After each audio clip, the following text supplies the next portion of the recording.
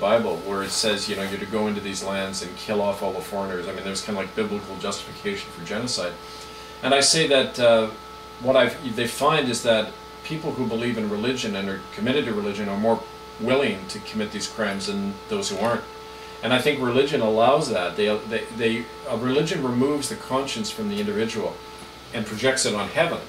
And if conscience and deity are out there and not within us, then we lose some of our humanity. And that's what I think the bad part of religion is that it tells people that authority and conscience is external. It's not within ourselves.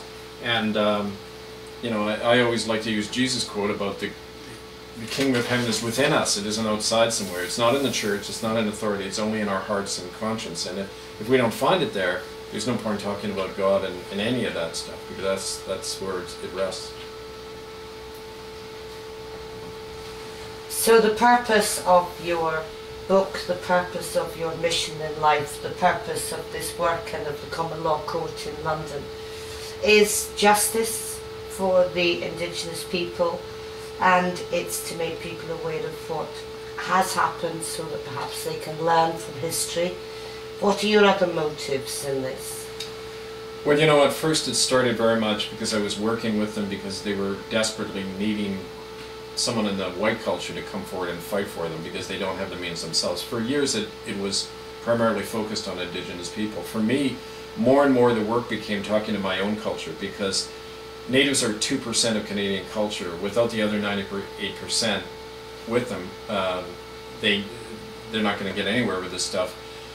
So practically, I realized I had to take this beyond them, not out, you know, without them, but broadening it so that we could begin to see that all of this came from historically from a thing within our culture which is continuing. I think the same thing that caused Native people to die off like that, to be murdered, is the same thing killing our planet, allowing us to wage these wars in Iraq and Afghanistan, is the sense that we have the right to go in and conquer other people who aren't like us, and who impose, you know, they used to call it Christendom, and now it's being secularized into corporate capitalism, but it's basically the same idea. And we have the right to impose that grid on the world, and just feel justified in that. Now, if we don't stop that, we're all dead. I mean, I do believe this is a question of planetary survival now, so we have to remake ourselves, and I began to learn that by working with Native people, but that's kind of the direction I'm going on this now, yeah. So tell me more, how do you see us living? I mean, we're talking at a time when we're seeing huge changes in the Middle East. We're seeing people who've been living under the poverty line for a long time standing up and saying they want change. They want to share, they want health, they want infrastructure, they want education for everybody. They want to take care of the planet, and they want to take responsibility for each other. Where do you, this is a very exciting time, I believe. How would you like to see this go forward? How would you like us to live alongside each other? I think we already know how to live alongside each other. We've done it for, you know, millions of years, and we have within ourselves that knowledge already. Like, for example, when I hold a gathering now, and when I do meetings, the first thing I say is, I believe that our answers are within this room. We don't need experts to come in and tell us. We already know who we need to be, how we need to live on the planet, how to take care of one another. All we have to do is recover our confidence and our self-awareness and our sovereignty, if you like, so that we can act in our own name, not look to your member of parliament or some other group to come in and save you, because they've got their own agenda, and it's usually controlled by big money, frankly.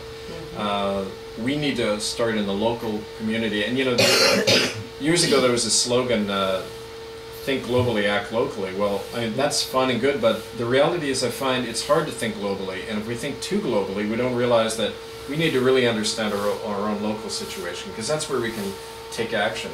And you know, what I find works best, including with Native people, is when you give people a sense that they can achieve something and that they have that knowledge within themselves, and you trust that knowledge and you turn to it. And I do that with survivors. I say, you know, your own experience doesn't lie to you. You know what happened to you. We now need the courage so you can name your abuser, name what happened, and then what would justice look like for you? people know what that is, and once they're given that chance, they say, okay, well, here's justice. And I hear this from Native people all the time. We don't want money or an apology, because that's the white world's notion of resolving something.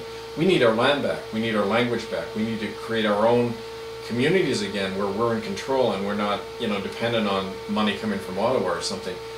And I don't know where that's going to lead, because only people can determine that for themselves. Once they start imagining again and realize they have the power to do this, then we're going to see great changes. But you can't create a blueprint for that. I think that's part of the way that I was raised, living in I think it's been called the managerial class, the 15% of us who are trained that we have the world's fate in our hands. It's hard for us to break out of that, because we were always taught to think that we have answers for people. And I find that, going through what I did, I had to lose that sense of having an answer, rather than need to pose hard questions to people and ask who's really in charge, who's pulling the strings. Law, take law for example, common law means ultimately nobody shall be harmed by the law. But what the law is now is a force over people, really to impose corporate power in the world. And I think one of the tools, when we talk about what to do, we get back to a common law sense of what we're doing with this tribunal is we have the right, when the police and the courts are not protecting our children, we have the right and the obligation to do it ourselves. And that means setting up common law courts. When the police tried to shut us down in Trafalgar Square last September, we were trying to hold a rally there outside the Canadian Embassy. The police said, you can't do that. And one of our people said to him, are you a statute enforcer or a peace officer? And the guy didn't know what he was talking about. Said, if you're trying to enforce a statute from the City of London, that violates our Magna Carta right to gather here peacefully. If you're a peace officer, you have to defend that right. And so the guy went and consulted the sergeant, came back and said, okay, we can have the rally. And we said, well, we know we can have the rally. We don't need permission for you to hold this. We're just gathering here. And it's that, and then the cops literally went away disarmed, because they knew that we knew our rights and our power. I think that's a small example of what people need to do. Not be intimidated by this society, where a small elite are ruling by smoke and mirrors. And we are the majority. It's, that beautiful poem by Percy Shelley, where he ended it. It was after the Peterloo Massacre in 1815, where these men and women were killed for wanting the right to vote. And Shelley wrote this beautiful poem, and right at the end he said, rise like lions after slumber in unvanquishable number. Shake your chains to earth like dew, which in sleep had fallen on you. Ye are many, they are few. And I quote that all the time, because it's true. We have the numbers. We are the world.